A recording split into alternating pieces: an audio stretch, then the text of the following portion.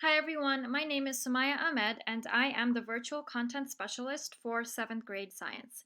In this video, I will review the three types of rubrics, pros and cons of each, and how to create a more student-friendly rubrics.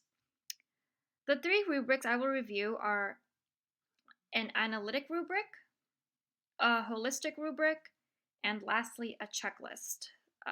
So a checklist is not technically a rubric, but can be used to display the expectations of an assignment and can be used for assessment. So these are the only three that I will be going over for this video, and there are more types of rubrics that you can look up and use for students depending on the assignment. And rubrics are usually tailored for each task. They give a clear overview of what is expected from students and give students an opportunity to reflect on their work.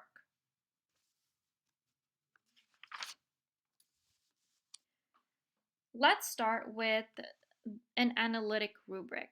So an analytic rubric breaks down the sections of a task and scores each section based on a grading scale.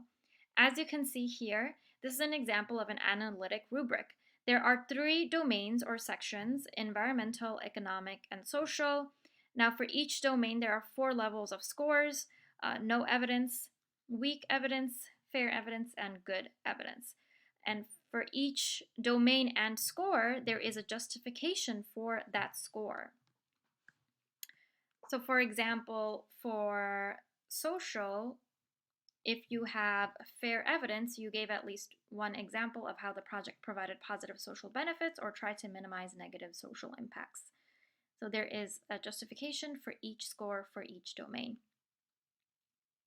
The advantage of an analytic rubric like this is that first, it's a very detailed grading system. Each domain has a score with distinct characteristics to justify that score. Another positive is that it gives the peer reviewer a clear direction on what to look for and how to grade it and give feedback on it.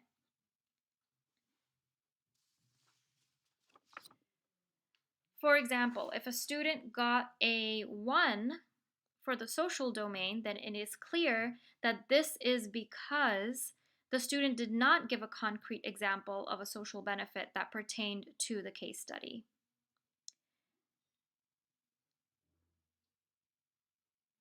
So one disadvantage of using an analytic rubric is that it may be too overwhelming for students, and some of the wording may be difficult for them to understand. So when students see this, they see a complex matrix. And even though as teachers we understand how to use it, students may feel overwhelmed with all the text and the words used to describe the score for each domain.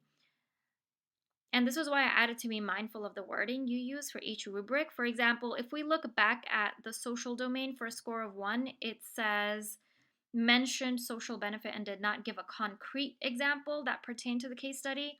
Here, the students may be unclear on what is meant by a concrete example. So it would be helpful to define those words for them or replace it with a word that they are familiar with. Maybe model the difference between a concrete and a non-concrete example for them so they know what a concrete example of a social benefit should look like.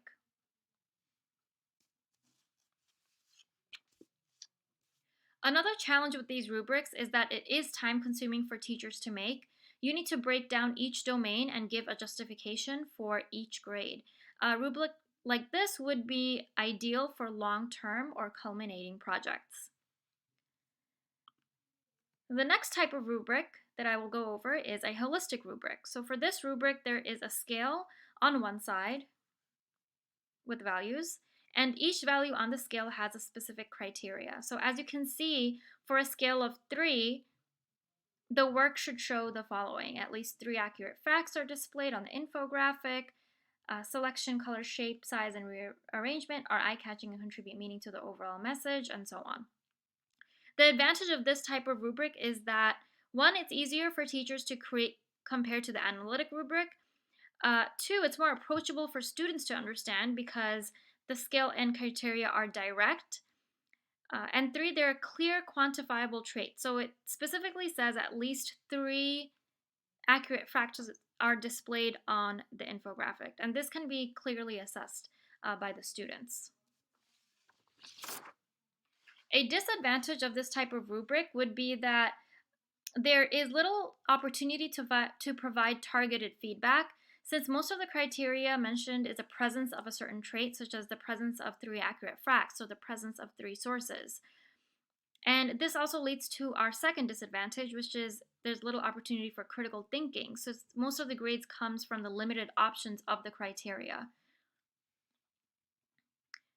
And these types of rubrics would be ideal for short tasks for students, which focuses on following multi-step procedures and checking for accuracy. The last type of rubric is more like a checklist assessment. And this is a graphing checklist for graphing assignments that I use occasionally. The advantages of using a checklist is that there are clear and direct questions and clear steps students can check off for themselves. So the disadvantage is that there is little opportunity for targeted feedback. You may include a section on the bottom of the rubric for next step, so you can give targeted feedback for their work. So one helpful strategy while using rubrics is to explicitly model how to use a rubric for students. You can go over each rubric domain and model an example for each score. For instance, for this sample rubric I have here, let's look at the organelle's character domain. And it's broken down into beginning, developing, and accomplished. And it says students' work provides only a brief description of the organelle's character, or students' work provides a moderate description, or students' work provides a very detailed description. Here it's important to explicitly make the distinction for students on what a brief description is, what a moderate description is, and what a very detailed description looks like. This way, when they're doing a self or peer assessment, they know the distinction between all 3 levels and they don't feel overwhelmed with the wording on the rubric. They know what each of the different point categories looks like, so they can give their peer the correct feedback.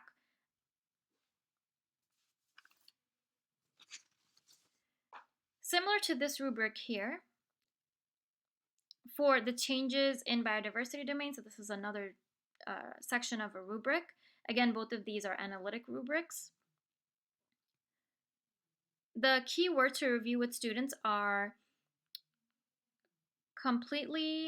a complete explanation, a partial explanation, and a general explanation. So these are some of the characteristics that differentiate between advanced, proficient, developing, and emerging. So again, it would be helpful to show them examples of what a complete explanation looks like, what a partially complete explanation looks like, what a generally complete explanation looks like, and what an inaccurate explanation looks like.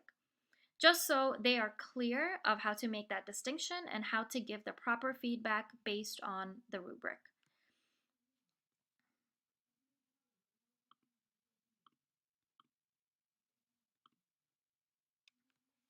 To summarize, the 3 types of rubrics we reviewed are analytic rubrics, holistic rubrics, and a checklist.